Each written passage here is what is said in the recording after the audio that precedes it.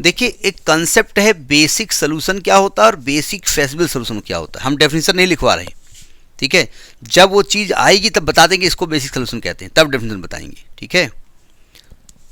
मतलब इसमें basic solution होगा, बेसिक फेसिबल सोल्यूशन होगा, डिजर्नेट होगा, नॉन डिजर्नेट होगा। तो इनको जब हम बताएंगे कि क्या होता है तब समझ में आएगा क्या हम कहना चाहते हैं, ठीक है।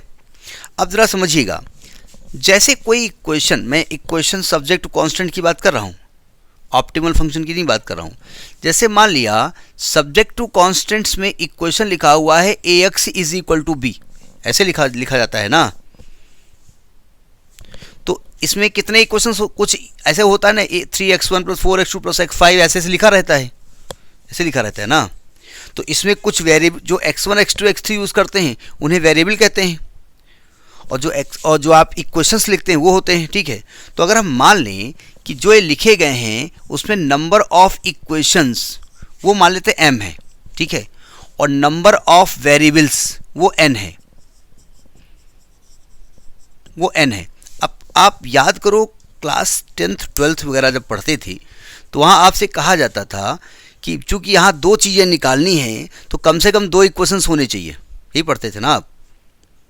यानी अगर आपको किसी भी चीज़ में दो चीज़ें निकालनी हैं तो दो इक्वेशंस वहाँ बनती थी, ठीक है। तो यानी कि यहाँ ज़रूरी है कि n जो है वो m से बड़ा होना चाहिए, ये कंडीशन है। मतलब इक्वेशंस जो है वो मतलब n मतलब नंबर ऑफ वेरिएबल, n जो ग्रेटर देन m होना चाहिए।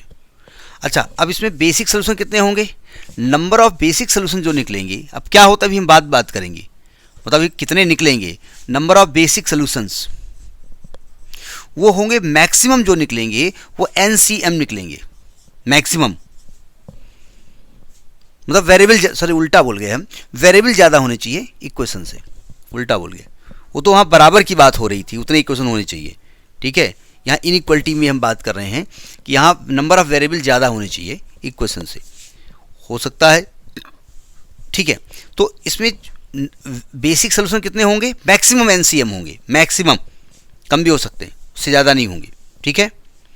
अब इसमें करते क्या है, इसमें एक आता है आपका बेसिक सोल्यूशन, ठीक है। तो इसमें कहा गया कि बेसिक सोल्यूशन कैसे मिलता है, ज़रा समझिएगा। बेसिक सोल्यूशन लिखेंगे, हम क्या करते हैं n - m वेरिएबल, पहले थोड़ी बात बता दें, पहले ज़रा समझिएगा, कुछ कैसे मिलता है बाद में बताएंगे, देखो ध्यान से। यहाँ वेरिएबल कितने हैं, इक्वेशन कितने हैं, इक्वेशन m है, इक्वेशन कितने हैं m है, और वेरिएबल ज़्यादा है, ठीक है। तो इसमें m वेरिएबल जो होंगे, m वेरिएबल जितने इक्वेशंस हैं उन्हें कहते हैं बेसिक वेरिएबल, नहीं समझे। मतलब जितने इक्वेशन हैं, जितने इक्वेशंस हैं उतने बेसिक वेरिएबल हैं उसमें, नहीं समझे। प्लस समझिएगा, मान लिया इक्वेशन दो ही हैं, 3x1 + 4x2 + x3 is equal to 7, 2x1 + 4x2 + 8x3 = 0। पता है कितने इक्वेशंस हैं यहाँ पर, दो ही इक्वेशन है ना, और वेरिएबल कितने हैं, 3 हैं। तो इसमें जो बेसिक वेरिएबल हैं वो 2 हैं, नहीं समझे, बेसिक वेरिएबल 2 हैं, और दूसरे कौन से हैं, non basic, n - m variables होंगे non basic variable, non basic variable. तो पहले तो समझ में आ गया बेसिक वेरिएबल कितने होंगे, क्या, तो बेसिक वेरिएबल होंगे जितने इक्वेशंस हैं उतने, नहीं समझे। क्योंकि इक्वेशन ऑलरेडी कमी होने वाली है, सिंपल सी बात है भाई, इक्वेशंस कम होंगे वेरिएबल ज़्यादा होंगे। तो लॉजिक समझ आ गया, अगर इक्वेशन 3 है वेरिएबल 4 हैं तो 3 बेसिक हैं और 4 - 3 1 आपके नॉन बेसिक हो गए, ठीक है। अब मैं इसमें एक डेफिनेशन है डिजर्नेट नॉन डिजर्नेट, वो हम बताने नहीं जा रहे हैं, मैं एक इक्वेशन सॉल्व करने जा रहा हूं और उसको सॉल्व करके वहीं पर डिजर्नेट की डेफिनेशन बताऊंगा। रब कर दें इसको, बहुत ध्यान से समझिएगा क्योंकि हम कोई पॉइंट भूल न जाए, इसलिए मैं इसमें नोट करके रखा हूँ कि क्या क्या बताना है, कि पता आधी चीज़ भूल ही गए। एक चीज़ और समझिएगा कि हम करते क्या हैं, सोल्यूशन ऑब्टेन कैसे करते हैं। कहते हैं solution obtained by setting n minus m variable 0 called basic solution. जरा इसको बाद में हम बता रहे हैं क्योंकि पहले इसको बताना चाहिए था, लेकिन जानबूझ की बात बता रहे हैं। सुनो ध्यान से। मैंने अभी आपसे कहा कि m तो इक्वेशंस हैं, ये हमने कहा ना, और n वेरिएबल हैं, ठीक है। और हमने कहा n ग्रेटर देन m है। हमने कहा जितने इक्वेशंस हैं उतने बेसिक वेरिएबल्स हैं, ठीक है। तो और n माइनस m कितने हैं, उन्हें कहते हैं नॉन बेसिक। तो हम क्या करेंगे, जो n माइनस वन वेरिएबल हैं यानी नॉन बेसिक वेरिएबल, उनको जीरो कर देंगे। नॉन बेसिक को हम क्या कर देंगे, जीरो कर देंगे। और जीरो करने के बाद जो बचे हुए वेरिएबल हैं जो कि बेसिक थे, उनके सोल्यूशन को बेसिक सोल्यूशन कहेंगे। लॉजिक पकड़ में आया। नॉन बेसिक को जीरो कर देंगे, देखा ना, solution obtain by setting n minus m variable to zero. n minus one variable actually में नॉन बेसिक वेरिएबल हैं, नॉन बेसिक वेरिएबल हैं, इनको जीरो कर देंगे। तो जो बचे हुए वैल्यू निकलेंगी उन्हें हम कहेंगे बेसिक सोल्यूशन है। लॉजिक पकड़ में आया। अब एक डिजर्नेट नॉन डिजर्नेट बार बार हमारे सामने से गुजर रहा है, उसको बताने के पहले मैं आपको एक इक्वेशन सॉल्व करना सिखाता हूँ। उसी में डेफिनेशन लेके हम बताएंगे कि कब डिजर्नेट होता है, कब नॉन डिजर्नेट होता है, कब फेसिबल होता है, कब बेसिक फेसिबल होता है। अभी फेसिबल वर्ड कहीं नहीं आया। आप ज़रा समझिएगा। एक इक्वेशन लेते हैं और आप उसी में से सब सीख जाएंगे कि इन भाई साहब इन ताऊ का नाम क्या है। बोले अच्छा ये ताऊ, ये तो फलाने चाचा हैं, हाँ वहीं पे मिलेंगे। सुनो ध्यान से। जैसे मैंने आपसे कहा, मैं एक एग्जांपल लेता हूँ। मैंने आपसे कहा सॉल्व करिए 2x1 plus x2 plus 4x3 is equal to 11। ये पहला इक्वेशन है। और हमने आपसे कहा 3x1 plus x2 plus 5x3 is equal to 14। Equation number 2 हो गया। अब बताइए यहाँ पर इक्वेशंस कितने हैं, 2, यानी कि m जो है वो 2 हैं, नंबर ऑफ इक्वेशन, सही कहा मैंने। और वेरिएबल कितने हैं, 3, n जो है वो 3 है, यानी नंबर ऑफ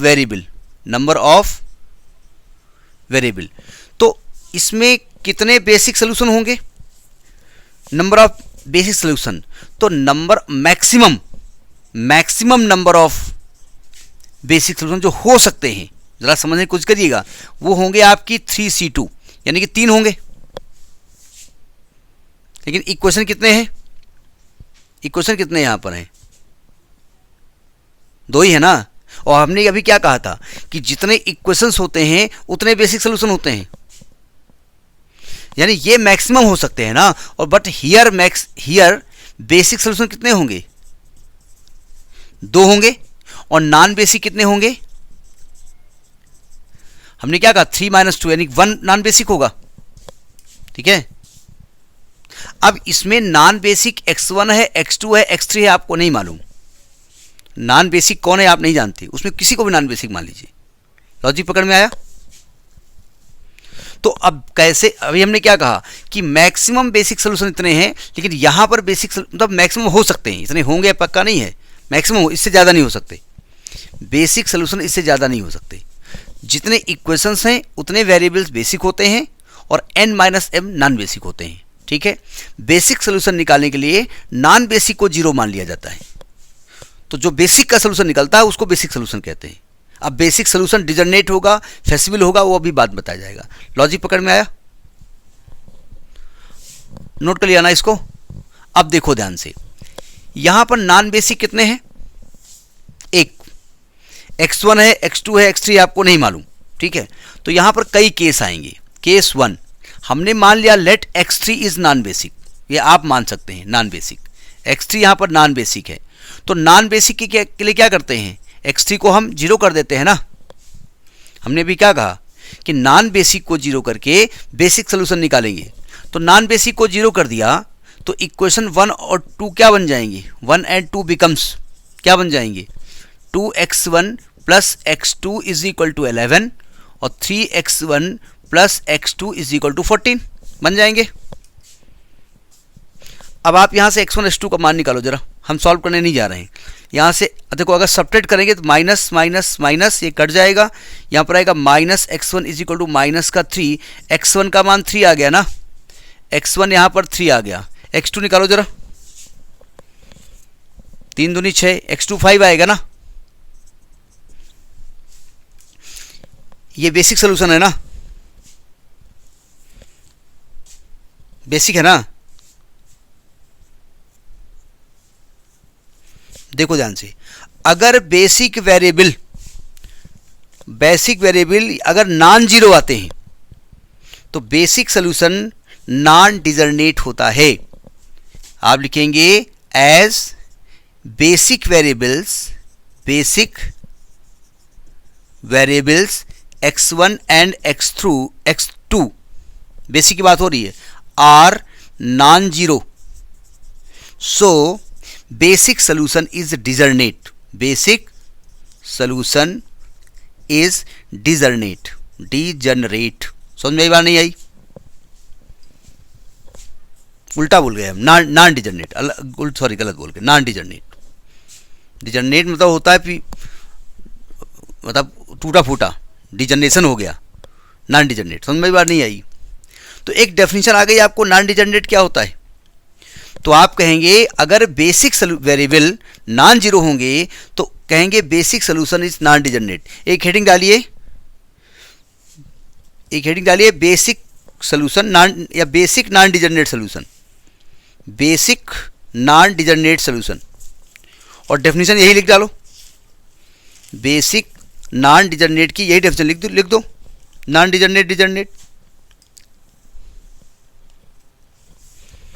लिखिए if basic variables are non zero then basic solution is non डिजर्नेट।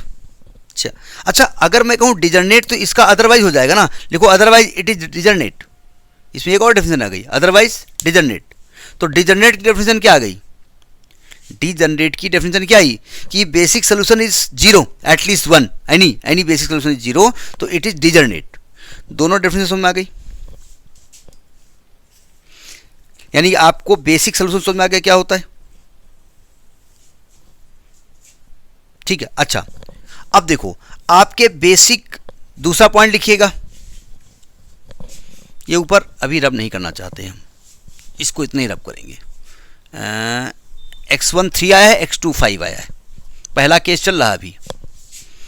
x3 non basic था, जीरो था, x1 3 आया है, x2 5 आया है, ये नॉन जीरो हैं और नॉन निगेटिव हैं, है ना। तो नॉन जीरो होने की वजह से ये नॉन डिजर्नेट हैं, अदरवाइज डिजर्नेट हो जाएंगे, अदरवाइज डिजनरेट हो जाएंगे। समझ में आई बात? तो बेसिक सोल्यूशन नॉन डिजर्नेट और डिजर्नेट पकड़ में आ गया। अब सुनो ध्यान से, अगर बेसिक वेरिएबल नॉन निगेटिव हैं, फिर समझिएगा, नॉन जीरो है तो नॉन डिजर्नेट, ठीक है, और कोई भी एक जीरो आ जाएगा तो डिजर्नेट हो जाएगा। पॉइंट पकड़ में आया? अगर बेसिक वेरिएबल नॉन निगेटिव हैं तो इसे कहेंगे फेसिबल सोल्यूशन। इसे क्या कहेंगे? Feasible solution. बेसिक तो रहेगा ही, बेसिक फेसिबल सोल्यूशन। तो नीचे लिखिएगा basic variables are non negative, basic variable are non negative, so it is feasible solution.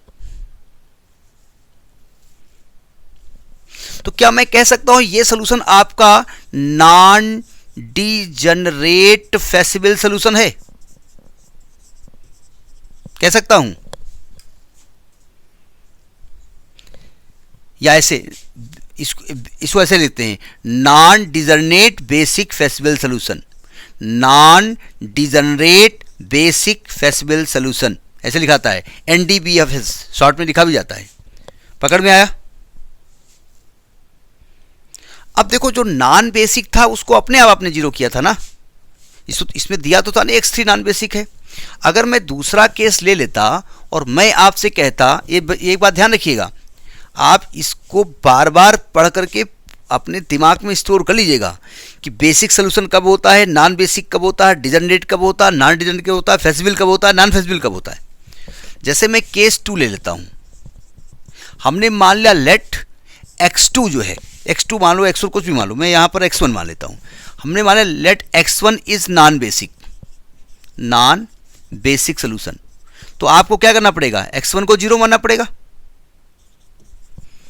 अच्छा, अगर x1 को 0 मानेंगे तो इक्वेशन 1 और 2 कैसे होंगे, बिकम्स क्या हो जाएंगे, x2 plus 4x3 is equal to 11 और x2 plus 5x3 is equal to 14। दोनों को सॉल्व करो, ये माइनस, ये माइनस, ये माइनस, ये आएगा आपका minus x3 is equal to minus का 3, x3 की वैल्यू 3 आ गई। ठीक है, x3 की वैल्यू 3 आ गई। अच्छा, x3 को 3 रखोगे तो आएगा 4 3 12 माइनस x4 नेगेटिव आ गया, -1 आ गया। अब बताओ ये नॉन डिजर्नेट है, ये बेसिक सोल्यूशन है तो मालूम है, नॉन डिजर्नेट है या डिजर्नेट है, बेसिक सोल्यूशन तो है ही है, बेसिक सोल्यूशन इज डिजर्नेट लिख रहे हैं हम, नॉन लगाएं ना लगाएं, नॉन डिजर्नेट है क्योंकि नॉन जीरो है। हमने कहा अगर नॉन जीरो है तो नॉन डिजर्नेट, ठीक है। अच्छा, ये बेसिक फेसिबल सोल्यूशन है कि नहीं है, बेसिक फेसिबल सोल्यूशन नहीं है तो आप लिखेंगे as x4 is negative so it is not feasible, basic feasible solution, basic feasible solution, ठीक है। यानी आप कहेंगे कि ये बेसिक सोल्यूशन तो है लेकिन बेसिक फेसिबल नहीं है, नॉन डिजर्नेट है। तो पॉइंट क्लियर हुआ कि क्या क्या हम कहना चाहते हैं, ठीक, नोट करिए।